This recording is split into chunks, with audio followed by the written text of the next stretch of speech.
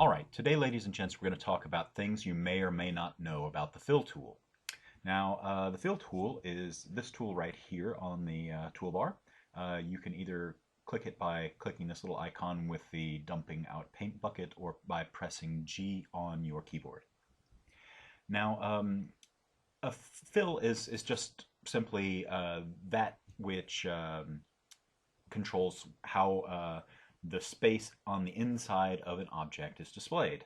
Now, when I say the inside of an object, there are four different types of objects. There's text objects, shape objects, photo objects, and line objects. Lines obviously don't have an internal space, so they aren't controlled by the fill tool, but that's the only exception. And so let's go over the fill tool and the info bar up here at the top. There are several different things when you click on a different tool, the info bar changes. So the first thing on the info bar at the very top is the fill type. And you have a variety of different types, which I'll go over in a minute. Here we have the fill tiling, simple or repeating. There are some more to that, but depending on the type of fill that you have. The fill effect, fade, rainbow, and alt rainbow. I'll go over those later. Then I have here the bitmap name. Depending on if you're using a fill that uses a bitmap, this will become enabled. Here I have the profile. This I'll show you. I'll get into more detail later about what that does, but you can change the way the fill is displayed on certain types of fills, and like I say, I'll go into that more later. Then I have here. This is the selected fill handle or the resolution, depending on which type of fill you've selected. Right now you can see it says none because I don't have a particular fill handle selected, but I'll show you real quick. If I click on this end node, it says end color. If I click on the first one, it says start color. And that also goes for pretty much this last one, which is the handle color or the amount of grain. Now right now, because I'm using a non-bitmap fill, I'm using a linear fill on this particular one. You can see that this is a local color here. And if I click on that one's also a local color. But if I were to click on this, you can see these are all local colors as well, because I've chosen them from this here. But because I chose this last one from these named colors that I've created, if I click on the very beginning node, see it says local color right now. Once I click on this, it's going to say to change to theme color 1, which is the name of this particular named color, theme color 1. All right, so that's it on the info bar, and let's get into the examples of different types of fills. First of all, we have a flat fill here, and what that is just one single color. Now, as you recall, I mentioned that you can fill a shape, a shape object, a text object, or a photo object. And most of these are going to be shape objects, but I wanted to show you here I have a linear fill on a text object as well. Okay, there are different types of, here are two different types of linear fills. One is a simple linear fill where I go from green to purple. I'm going to show you some more things about that in a second. And here is a linear fill with more colors added to it. Now I'm going to go ahead and select individual nodes on here. I've just selected this one, this orange one. I'm going to press the delete key and that one disappears. Select that light blue one, that delete again, that one disappears. Here's the green one, and select that one and that one disappears. Now I have this linear fill again going from blue to black. If I want to add more nodes onto it again, I can just double click on the fill arrow here, and I've created a node, and then I can just give that any color I want. So if I want to go from blue to green, there we go, I've gone from blue to green. Another method that you can use, I'm going to take up this orange right here, and I'm going to just drag it up from the color bar and up to my my fill arrow here, and you can see how on the cursor I get that little box that comes in right next to it. Once I let go of it, it becomes a node on the fill handle as well. And I can keep on doing that to my heart's content, right? I can just drag as many up as I want, or double click on them and create as many fill handles as I want along this. Now, if you'll notice here on this one that has multiple nodes along the fill handle, or the fill arrow here, this particular node here is, or this particular tool, the profile tool, is grayed out. I can't click on it. It doesn't work. If I have a simple linear fill where it just goes from one color to another without any nodes in between, this particular profile tool becomes available. Now I'm going to go into the profile tool just really quickly here, but I don't want to spend a whole lot of time on it. If you set these up from 0 to 0, right, you have a straight line. You can also click on some of these predefined profiles here. A straight line, basically with this, you can, there are two controls here. There's this top control and this bottom control. The first one controls how the colors change in a fill. You can have a regular rate of change by, you can have a regular rate of change at one end, right? Regular rate of change, you can have a rate of change at one end, at the other end, or somewhere in the middle, yeah? And you can, and as you see, as I'm moving it more towards the green, the rate of change is more on the green, so it's green for a longer period of time before it starts to change to purple. If I move it all the way over to the left, it's completely green. If I move it mostly to the right, it's just slightly green and then immediately starts to change to purple. If I move it all the way to the right, it's all purple. So that's the rate of change that you can see there. I can type a 0 and press enter and it gets back to exactly 0. And then this other one controls the where the change occurs along the fill. All right. So, and that's kind of a vague terminology, but look, right here, it's green at one end, it's purple at the other end, and there's kind of a greenish purple mix right here in the middle. Now, if I move this to one end, the rate of change is going to get closer and closer to the middle here. So where it begins to change is going to get closer and closer to the middle. And if I move it all the way to the left, it's green all the way up to a point and then purple from that point on. If I move it all the way to the right, it's that middle color all the way across. And I can move it to any point in between. Yeah? But anyway, that's a profile for you. You can change the way that the fill is displayed, but only when you're using simple fills that go from one color to another without any nodes in between. All right? So fair enough. Here we have a circular fill, and as you can see up here, circular.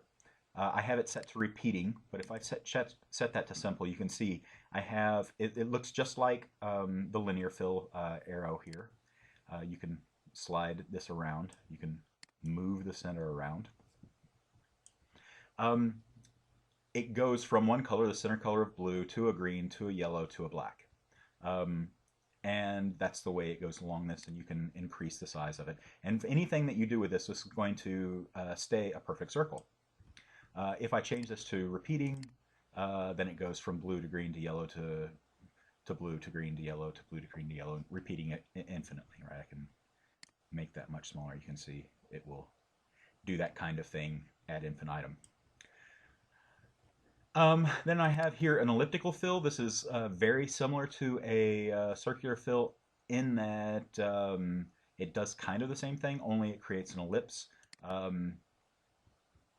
The interesting thing about this is it has two separate fill handles, and with either of these fill handles, you can kind of stretch and make the ellipse work like you want it to. You can kind of stretch and compact these arrows in any way you want. You can also set this to repeating, and it will do the whole thing ad infinitum. You have to kind of move each of them individually, though, if you want to keep if you want to shrink it down. So anyway, that's an elliptical fill. Here I have a conical fill. This creates this cone shape right here with a point in the center, light coming in from one direction, and then it being darker behind the point of the cone. I'll show you how that looks again. It's kind of this curve shape here. You can kind of put darker colors in there. You could make it black on that end, that kind of thing. Just so you know, you can double click on this and create. You can create colors in between as well, right? So I'm gone from a white to a blue shape to a dark to a black at the back, and that makes it look more like it's a blue cone with intense light and intense shadow at the back. In any case, that's that. Here I have a diamond-shaped fill, and I'm going to take this off repeating and go to simple. Right now I have a node here in the middle, but if this is a diamond-shaped fill, you have one point at the center with one color, and you have 2 points on the side that are the same color. Okay, so any one of these you change, it changes for everything. This is always kind of stays more or less square shape. You can click on one end and hold down the shift key, and you could extend it in a different direction. So you could. This goes for all of the arrows, by the way. If they have more than one direction, you can hold down the shift key and make them something other than square. Right? If I want to make this square again, I just have to nudge it until I get it square. Get it there eventually. There we go. That's square again. And then I can increase and decrease the size.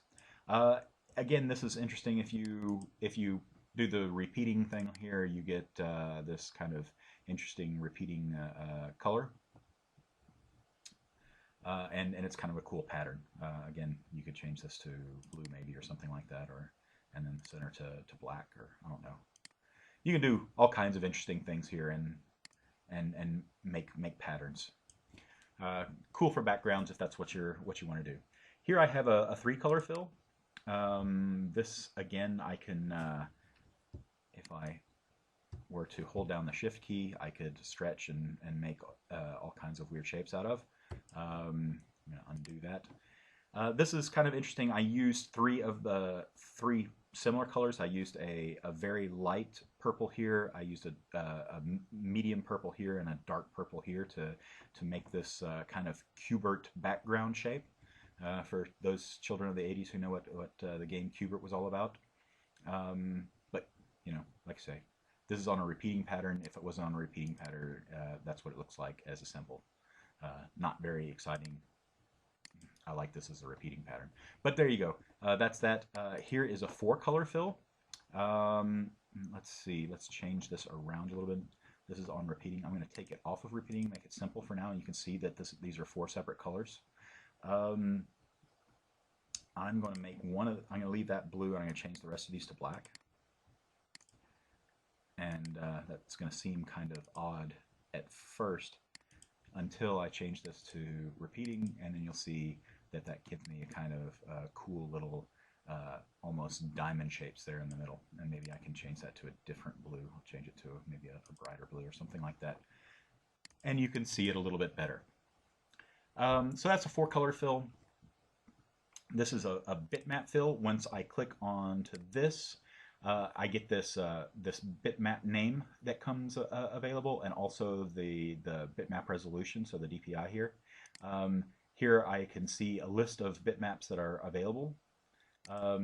Here's one with just green and yellow rings, and then there was the one here with the 4 different colored rings. Right now I have it on repeat inverted. Now I'm going to show you something about this. If I change this to a single tile, you can see that this is a square, just a black square with 4 half circles on it. If I go to repeating tile, whoops, click on the fill first, you're going to see some strange things happening. First of all, these aren't going to line up very well, and second of all, you get circles that are half one color and half the other. Because I chose repeat inverted, and I'm going to show you the original tile again. What that does, it inverts it in this direction. It inverts it. So here you have this single tile. On the opposite side, it actually flips it so that this other side is green starting on that side, and this other side is yellow starting on that side. And it does the same for above and below. So you would have a green circle, a blue circle, a yellow circle, and a red circle. And just to show you that that's absolutely true, I'll select repeat inverted, and there you see that I have full colored circles. This DPI, you can just change it to whatever you want. You could type something in. Maybe I can bump it up to 500 DPI, and it's going to decrease the size. If I want to change it down to 100 DPI, it's going to make it quite a bit larger. But you can play with that in any way that you wish. Here I have a Fractal Clouds fill. Right now I have this set to repeat inverted. If I chose a repeating tile, that's what it looks like. You can play around that as you wish. You can change, again, like I say, this DPI. Maybe if I change it to 100, and you can change the this last bit, which is the grain, the graininess of it. You can change it to 5 or something like that, and you get a higher grain. And then you can play around with the fill handles, and that's the way it looks. Yeah. By the way, if you'll notice that those things just disappeared on me, the graininess and the DPI. If you want those back, what you need to do is click on one of these fill handles to bring those up. Okay, not on the end, right? That doesn't do anything for you. It's on the arm of the arrow to bring those back up again. And then lastly, we have a Fractal Plasma fill. These are interesting for creating shadows and things of that nature, creating bump maps and all kinds of craziness. Sorry, my printer's going crazy in the background. In any case, this works very similarly. It's a much softer transition from dark to light. Again, this is a kind of a square shaped. You have two different colors. One's the central color. So right now it's probably white and black. So there's, white and black. You can see that doesn't change a whole lot.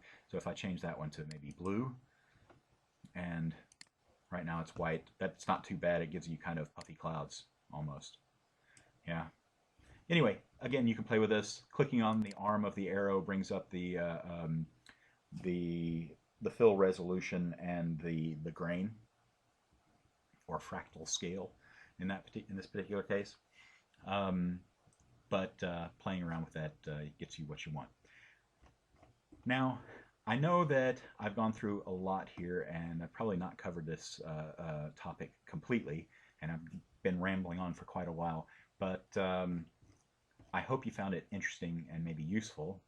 And to be fair, this works quite a bit in the same way that the transparency tool works. If you followed this, then you should be able to figure out the transparencies as well. Transparencies work a similar way. I've just created a linear transparency. I don't know why it happened down here. But in any case, I do know it happened down here, because that's what I had selected at the time. In any case, here you have a 0% transparency. This is a linear transparency. I've gone from 0% at one end to 100% at the other, and it's a equal change. I have a profile here where I could change that as well. I can double click on someplace in the middle and create a new node. So what if I want this to be 0%, that to be 100, and this to be 100? Then I just get something in the middle. Yeah. So this is 0%. This is 100%. That's 100%, and that's the way it looks. Yeah. In any case, rambling on for too long. This is almost 20 minutes already, so I will say thank you very much for watching. If you have any questions, please drop me a line either on www.xara-users.info, or you can also contact me on YouTube and ask me questions there. Thanks for listening. Hope to see you again next time, and see you then.